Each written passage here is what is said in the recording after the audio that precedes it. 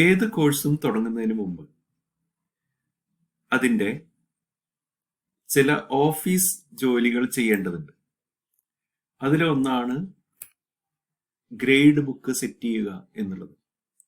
ഒരു കുട്ടിയെ അഡ്മിറ്റ് ചെയ്ത് കഴിഞ്ഞ ഉടനെ അയാൾക്ക് ഓരോ പരീക്ഷകളിലും എത്ര മാർക്ക് കിട്ടി, എത്ര പെർസെൻറ്റേജ് ഉണ്ട്, അയാൾ പാസ്സായോ അതോ അയാൾ പരീക്ഷകൾ എഴുതിയോ ഇല്ല, ഇത്തരം വിവരങ്ങളൊക്കെ തന്നെ നമ്മൾ ഡിപ്പാർട്ട്മെന്റിൽ അല്ലെങ്കിൽ കോളേജിൽ അല്ലെങ്കിൽ ആവശ്യമായവ യൂണിവേഴ്സിറ്റിയിൽ സൂക്ഷിക്കും.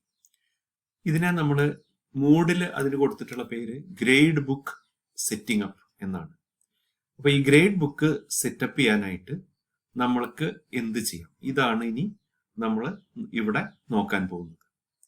അപ്പോൾ അതിനാദ്യം എന്ത് ചെയ്യണം, നമ്മുടെ ഇതിന് ഞാനൊരു പുതിയ സ്ഥലത്ത് ഒരു പുതിയൊരു പേര് ഞാൻ കണ്ടെത്തി. അത് വേറെ ആരും ഉപയോഗിച്ചതാണ്. ഇതിനെ ഹാംബർഗർ മെനു എന്നാണ് പറയുക. അതായത് ഒരു ഹാംബർഗർ വെച്ചതുപോലെ ഉണ്ട് 3 വരകൾ. അതിലൊന്ന് ക്ലിക്ക് ചെയ്ത് കഴിഞ്ഞാൽ ഗ്രേഡ്സ് എന്ന ഒരു ഡ്രോപ്പ് ഡൗൺ മെനുവിൽ എത്തും. അപ്പോൾ ഗ്രേഡ്സ് എന്ന നോക്കുമ്പോൾ ആദ്യം ചെല്ലുന്നത് ഗ്രേഡ് ഹിസ്റ്ററി എന്നാണ് കാണുക. അതിൽ സെറ്റപ്പ് എന്ന ഭാഗത്ത് ക്ലിക്ക് ചെയ്യാം.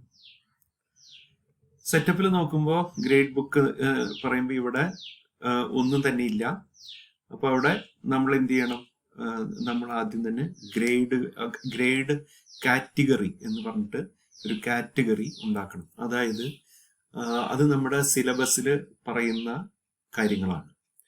ഉദാഹരണത്തിന് ഇന്റേണൽ പരീക്ഷയ്ക്ക് 60%, യൂണിവേഴ്സിറ്റി പരീക്ഷയ്ക്ക് 40% എന്ന് നമ്മൾ തീരുമാനിച്ചു കഴിഞ്ഞാൽ അങ്ങനെ.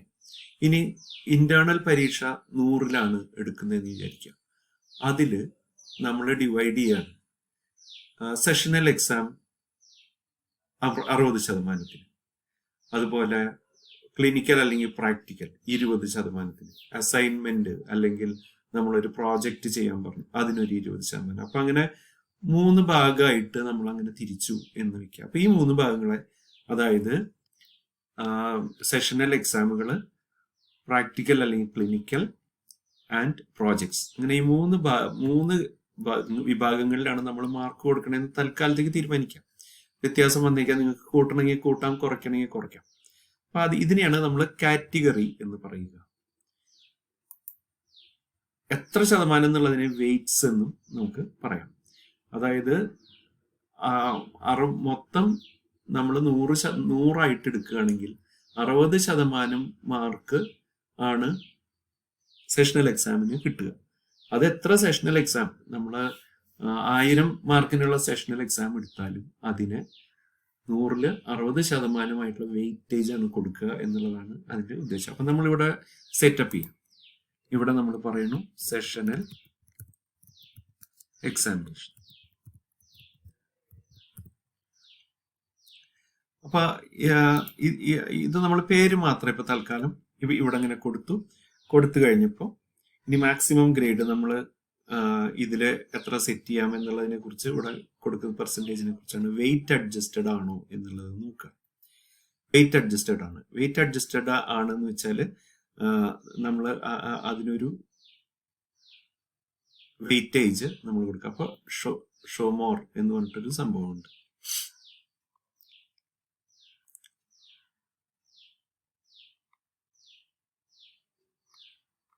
ഇവിടെ നാച്ചുറൽ ഇതൊക്കെ എല്ലാം സെറ്റപ്പ് ക്ലിയർ ആയില്ലേ. ഇനി സേവ് ചേഞ്ചസ് എന്ന് പറയുക.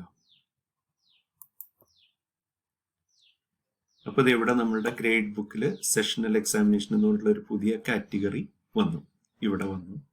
ഇനി നമുക്ക് ഒരു 2 കൂടി ഉണ്ട്. അതിൽ ഒരെണ്ണം കൂടി നമ്മൾ ചേർക്കുക.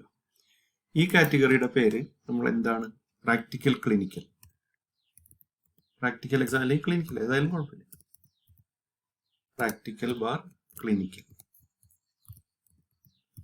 അല്ലെങ്കിൽ ലാബെന്നോ അസൈൻമെന്റ് എന്ത് വേണമെങ്കിലോ ഞാൻ തൽക്കാലം ഒരു പേര് കൊടുത്തു, അത്രയേ ഉള്ളൂ. ഇതൊന്നും ഇല്ലെങ്കിലും കുഴപ്പമില്ല. സേവ് ചേഞ്ചസ് ഇത് മിനിമമാണ്. നമ്മളിപ്പോൾ മിനിമം കാര്യങ്ങൾ അവിടെ ചെയ്തു വെക്കുന്നു, അത്രയേ ഉള്ളൂ. ഇനി അപ്പോൾ ഇവിടെ വന്നു പ്രാക്ടിക്കൽ വന്നു, സേവ് ചേഞ്ചസ്. ഇനി അടുത്ത ഒരു കാറ്റഗറിയും കൂടി ഉണ്ട്. അത് നമ്മൾ പ്രോജക്റ്റ് ആയിട്ടാണ് കൊടുക്കുന്നത്. പ്രോജക്റ്റ് അല്ലെങ്കിൽ അസൈൻമെന്റ്, പ്രോജക്റ്റ് അല്ലെങ്കിൽ വേറെ അസൈൻമെന്റ് എന്തെങ്കിലും കൊടുക്കാം, നമുക്ക് ഒരു പേര് കൊടുക്കണം. അത്രയും സേവ് ചേഞ്ചസ്. അപ്പൊ എല്ലാം ആയി കഴിഞ്ഞു. ഇനി നമുക്ക് എന്താ ചെയ്യേണ്ടത് വെച്ചെങ്കിൽ ഇതിന് വെയിറ്റേജ് എത്ര വീതം കൊടുക്കണം എന്നുള്ളതാണ്. വെയിറ്റേജ് കൊടുക്കണം എന്ന് വെച്ചാൽ നമ്മൾ ഈ 3 ഓരോ വെയിറ്റേജ് കൊടുക്കണം. പ്രാക്ടിക്കലിന് നമ്മൾ ഉദ്ദേശിച്ചിട്ട് അല്ല, സെഷണൽ എക്സാമിന് നമ്മൾ ഉദ്ദേശിച്ചത് 60% അല്ലേ. ഇനി പ്രാക്ടിക്കലിന് നമ്മൾ 20% കൊടുക്കാൻ ഉദ്ദേശിച്ചിട്ടുണ്ട്. പ്രോജക്റ്റിനും നമ്മൾ 20% കൊടുക്കാൻ ഉദ്ദേശിച്ചിട്ടുണ്ട്. മൊത്തം മാർക്കിന്റെ ആണ് ഈ ഉദ്ദേശിച്ചത്. സേവ് ചേഞ്ചസ് കൊടുക്കുക. ഇങ്ങനെ കൊടുത്തു കഴിഞ്ഞാൽ ഇപ്പൊ നമ്മളുടെ ഗ്രേഡ് ബുക്ക് സെറ്റപ്പ് ആയി കഴിഞ്ഞു. ഇനി നമുക്ക് വ്യൂയിലേക്ക് പോയി കഴിഞ്ഞാൽ നമുക്ക് പലതരത്തില് കാണാൻ പറ്റും. ഇനി നമുക്ക് നമ്മളുടെ എന്താ പറയുക, ഗ്രേഡർ റിപ്പോർട്ട് എന്നുള്ള ഒരു ഹെഡിങ്ങിൽ നോക്കുക. അപ്പോൾ നമ്മുടെ കുട്ടികളുടെ പേര് ഇവിടെ കിടക്കുന്നുണ്ട്. അതിനോടൊപ്പം നമ്മളുടെ 3 ഹെഡിങ്ങുകൾ കൊടുക്കുന്നുണ്ട്. ഇനി ഇവർക്ക് കിട്ടുന്ന മാർക്കുകളെല്ലാം ഓട്ടോമാറ്റിക് ആയിട്ട് മൂഡിൽ ഇതിന്റെ ഉള്ളിൽ സേവ് ചെയ്തോളും. ആവറേജും ഇവിടെ എടുക്കും. ക്ലാസ് ആവറേജ് വേണമെങ്കിൽ അങ്ങനെയും കിട്ടും.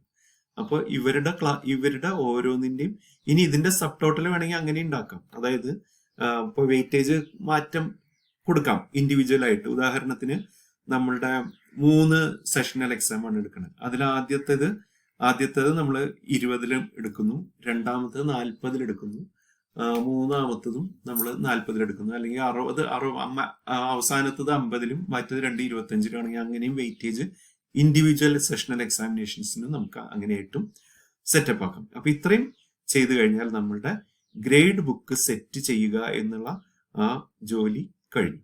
ഇതാണ് ഏറ്റവും പ്രധാന. ഇത് ഒരു കോഴ്സ് തുടങ്ങുന്നതിന്റെ ഏറ്റവും മുമ്പ് അത് ചെയ്യുകയാണ് നല്ലത്. അല്ലെങ്കിൽ എന്താ പ്രശ്നം എന്ന് വെച്ചാൽ പിന്നീട് അത് നമുക്ക് സെറ്റ് ചെയ്യാൻ പറ്റില്ല. കാരണം 2-3 പരീക്ഷകൾ കഴിഞ്ഞിട്ടേ നമ്മൾ ചെയ്യുള്ളൂ. മൂഡില് അതിന്റെ ഇൻഡിവിജ്വൽ മാർക്കുകളുടെ കാര്യത്തിൽ തെറ്റ് വരണ്ടെന്ന് വിചാരിച്ചിട്ടാണ് തുടക്കത്തിൽ തന്നെ ചെയ്യൂ എന്ന് പറയുന്നത്. ഇനി ചില പരീക്ഷകളുണ്ട്, അത് നമ്മൾ കണക്കാക്കണ്ടെന്നുണ്ടെങ്കിൽ അത് കണക്കാക്കണ്ട എന്ന് സെറ്റാക്കി വെക്കാം നമുക്ക്. ഉദാഹരണത്തിന് ചില കോഴ്സുകളൊക്കെ തുടങ്ങുമ്പോൾ ആദ്യം എടുക്കുന്ന ഒരു 2-3 പരീക്ഷകൾ നമ്മളൊരു ട്രയൽ ബേസിസിലാണ് നടക്കുന്നത്. അപ്പൊ കാരണം കുട്ടികൾക്ക് ഒരു തഴക്കം കിട്ടാൻ വേണ്ടിയിട്ടുള്ള പരീക്ഷകൾ, അത്തരം പരീക്ഷകൾക്ക് നമ്മൾ കൂടുതൽ നമ്മൾ അവരൊന്ന് പരിചയപ്പെടട്ടെ. ഒരു പ്രാക്ടീസ് പരീക്ഷ എന്ന രീതിയിലാണ് മോഡൽ എക്സാം എന്നൊക്കെ പറഞ്ഞ മാതിരി. മോഡൽ എക്സാമിന്റെ മാർക്ക് നമ്മൾ കണക്കാക്കില്ലല്ലോ എന്ന് പറഞ്ഞ മാതിരിയാണ്. അപ്പൊ അങ്ങനെയും നമുക്ക് സെറ്റപ്പ് ആക്കി വെക്കാം. അപ്പൊ ഇത് വളരെ പ്രധാനമാണ്. ഇത് നിങ്ങൾ ചെയ്ത് പഠിക്കും. Thank you.